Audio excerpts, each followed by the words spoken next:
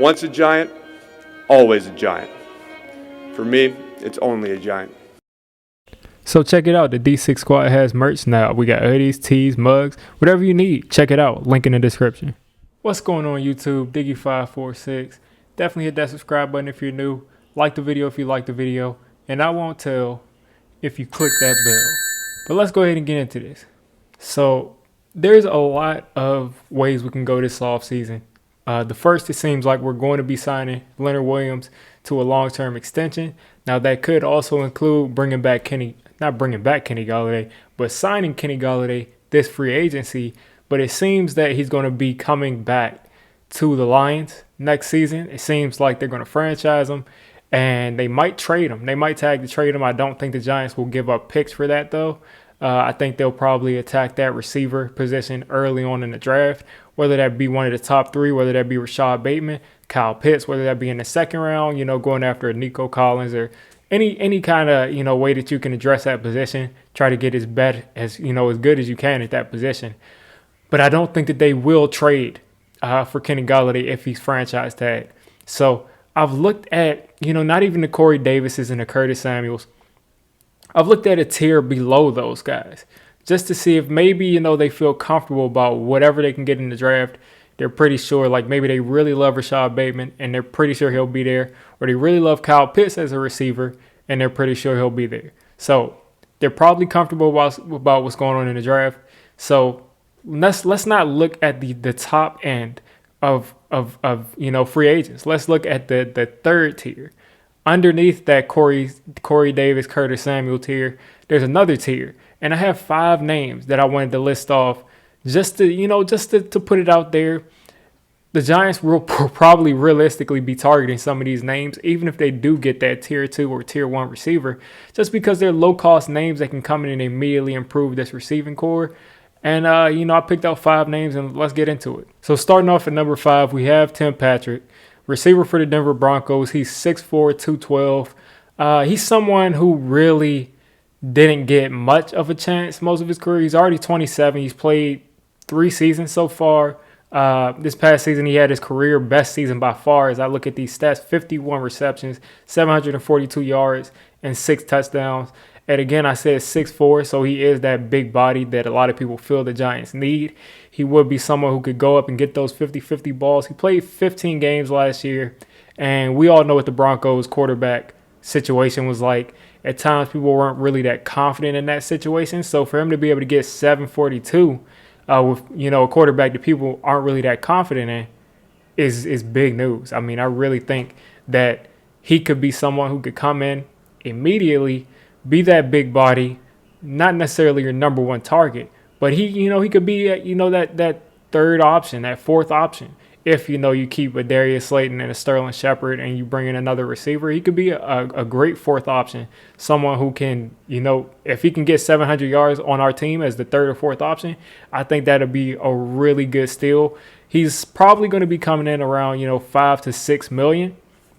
He is 28, so he's not the youngest. And also, if we wanted him, we probably would have to either trade a late round pick for him, or the Broncos would have to, decide to let him go because he is a restricted free agent. So those guys aren't always the best to go after. And he probably is the least likely of the free agents that will sign because it seems that it makes way too much sense for the Broncos to want to bring someone like this back at a low-cost option. So the next receiver I have here is the 6'1". I think he's like 198, but he's a speedster, Rashard Perryman. And Rashard Perryman is someone who he's had electrifying speed since he's been in the league. He had a lot of really big highlight kind of plays with the Jets just last year with Joe Flacco and a couple, I think, with Sam Darnold, but mostly Joe Flacco. He got like 2 80-yard touchdowns in back-to-back weeks with Joe Flacco at quarterback. And then you go to year before with him as a third option in Tampa Bay. He really was that deep threat using that 4. I think he probably ran a 4-2. If not, he's a 4-3 guy. And he's someone that consistently is a threat to stretch the field and get behind that defense. And he's not someone who's a short guy. He's 6'1", 198. So he's not, a small guy. So last season, Breshad Perriman got 505 yards in 12 games. And I think that's pretty solid for what he is. He's an all or nothing big play kind of guy. He's never going to be someone, I don't think, that is a possession receiver. He's not someone that's ever going to be a number one receiver. But him as your deep field stretcher, I think that kind of makes sense. He got paid $6.5 million last year. So he'll probably be looking for somewhere around that $7-8 million. So that's affordable for us if we want to bring in a receiver around that price. And he might be kind of redundant because we have a Slayton who can get down the field. I don't think Slayton is as fast as him, but Slayton can definitely, be a field stretcher. So that might be a little bit redundant because a lot of people in their minds are thinking that Slayton will be that third receiving option. So next up, we have Marvin Jones, the receiver out of Detroit. And Marvin Jones has been in the league for a while. You all have heard his name over and over again. He's had a 1,000-yard season before. He's had a 900-plus yard season a couple of times. He's someone who's 31 years old, as I said, 6'2". He's going to be a veteran. He's going to help the rest of his team. He's someone who can stretch the field from time to time, but more than often, he's going to be someone that's going to work that intermediate area. He's going to be able to really be shifty, run a lot of great routes on the outside and on the inside. And with his experience, he's going to only help the receivers around him. I think he's probably going to make maybe around $10 million. Maybe $9 million because he's 31 years old and there's just a lot of big time young receivers that are going to be hitting free agency. So he'll probably be an affordable option. Reading off his stats for this year, he had 978 yards, 72 receptions, and 9 touchdowns.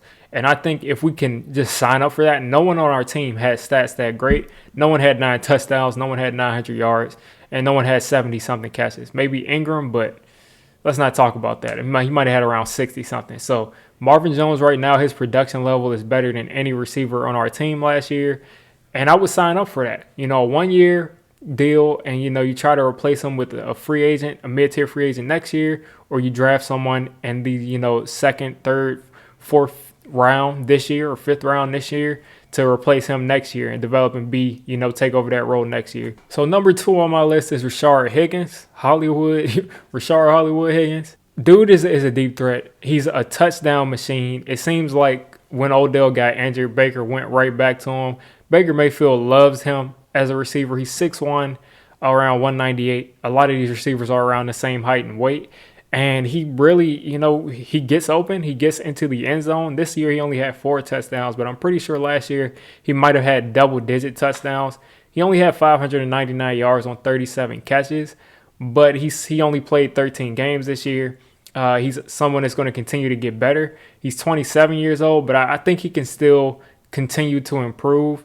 And he has maybe that ceiling of being, a number 2, a great number 2 receiver, which is something that I think we might lack as far as outside. I think Shepard can be a number 2, but I think Higgins has a potential to be better than Sterling Shepard.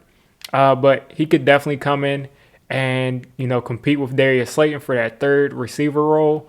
I said assuming that we're bringing in a top receiver in this draft. And he's someone that you would not have problems with being on your team. You'll probably get him somewhere between $7 to $9 million a year, I'm thinking. And he's someone that gets in the end zone, and that's something that the Giants have had a lot of issues doing. And then my number 1 receiver on this list of the third-tier receiver guys is Nelson Agholor. And before I get all the laughs and hate, Nelson Agholor actually seems to be, a good receiver. I don't know why, but he's a consistent deep threat. He can run the slants. He can run, all of pretty much the entire route tree. He looks like the receiver that Chip Kelly drafted, which is hilarious. The receiver that Chip Kelly thought he was getting when he drafted, he looks like that right now. He was a consistent deep threat, at wide receiver for the Raiders, and he, helped them win a lot of their games until they kind of started to fall off. But Nelson Agholor looks like he's a really good receiver. He's still, only 28 years old. Maybe he'll turn 29 this year. But like I said, he got 896 yards on 48 catches and 8 touchdowns. I think Nelson Agholor is the guy on here with the most potential to actually turn into a number 1 kind of receiver out of this list. He wouldn't cost that much. I think he would probably cost you about, $8 million, $10 million. So all of these receivers are going to run you anywhere from $5 to $10 million, which is very affordable for the Giants this offseason. Do I think that they'll sign one of these guys? I actually kind of do. Do I want them to? I would rather them even sign a guy like Corey Davis or Curtis Samuel than these guys. But if they do go this route, these are 5 guys that I would want them to go after. I mean, Curtis Samuel is probably about, 2-3 million more than these guys, and I would rather have him. But if you're going below that, you want to save some money, I would definitely look at this list. Most of these guys are around 6'1", 6'2", so you might not want these guys on your roster. But I would say that Tim Patrick from the Broncos, if they release him, if he doesn't come back as a restricted free agent that he is, if we, want to give up a late round pick or whatever we do for him, 6'4", and, coming off a 742-yard season, I think is very intriguing, and I would definitely look into it. But that's probably the number one guy I want out of this list. But I doubt that he's going to not be coming back to Denver next year. So you guys let me know what you think of the receivers I have on this list. Any more that you want to add is low cost, high reward, low risk, high reward kind of receivers on a short term deal. Let me know who else you're thinking of. So if you made it this deep into the video, I'm calling you a D6 squad member.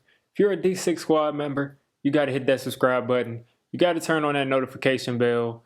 And listen, I make all kinds of content for NFL teams. So if you're not a Giants fan, don't worry. I'll cover your team. If I'm not covering your team, let me know. And have a good one.